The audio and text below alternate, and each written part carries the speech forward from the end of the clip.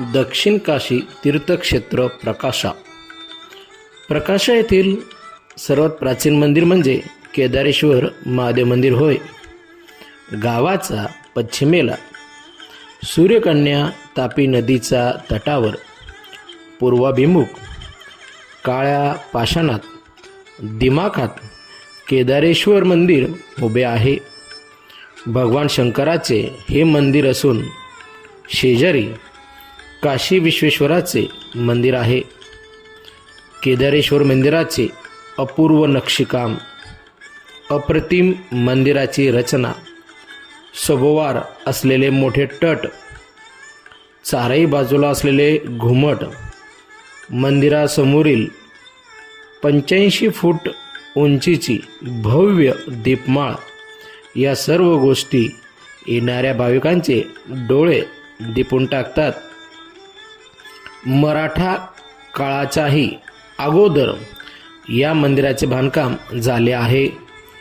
मंदिरासमोरील दीपमाळ इसवी सन 1731 शके 1653 अर्थात अहिल्याबाई होळकर यांच्या काळात बांधकाम झाले आहे. या दीपमाळमध्ये पायऱ्या आहेत. पायऱ्या चढून वरती गेल्यास मंदिराचे तथा परिसराचे भव्य दिव्य विहंगम दृश्य दिसते. श्री केदारेश्वर मंदिर हे तापी काठावरील मंदिर आहे. ते एका उंच चबुतऱ्यावर बांधले आहे. तापी नदीला वारंवार येणाऱ्या पुरापासून संरक्षण मिळावे हा त्यामागचा उद्देश असावा.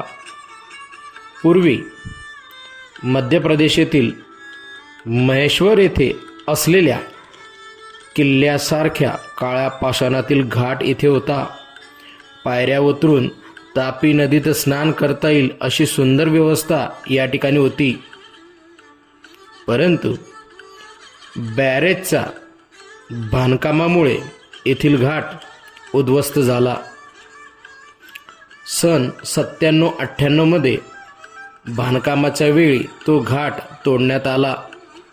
त्यामुळे मंदिराचे खरे वैभव कमी झाले. केदारेश्वर मंदिराला सभामंडप व गाभारा आहे.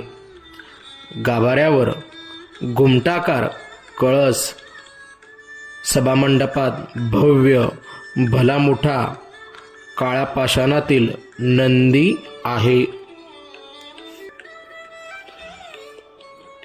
मंदिर गाभाऱ्यात प्रवेश केल्यावर महादेवाचं दर्शन होते.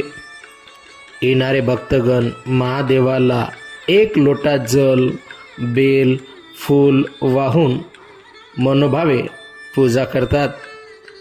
येथील मंदिरावर महाशिवरात्री, श्रावण मास, ऋषी पंचमी आदी सण उत्सव काळात प्रचंड गर्दी होते. दर्शनासाठी रिगच लागते. परिसराला यात्रेचे स्वरूप आलेले असते. केदारेश्वर महंत भारतीय तीर्थ यांच्या शिष्याने बदामी, सुरत, गुजरात राज्यातील एक गाव येथे एक शिवालय आहे. त्या ठिकाणी एका शिवालेखामध्ये प्रकाशा येथील केदारेश्वर मंदिराचा उल्लेख आहे. हा शिलालेख 16व्या शतकातला आहे. यावरून हे मंदिर कधी बांधले गेले याचा पुरावा मिळतो. अलीकडे शासनाकडून निधी मिळाला, त्यामुळे मंदिराचे तर रूपच पालटले. पूर्वी उत्तरेकडून प्रवेश होता, आता मंदिरासमोरून प्रवेश आहे.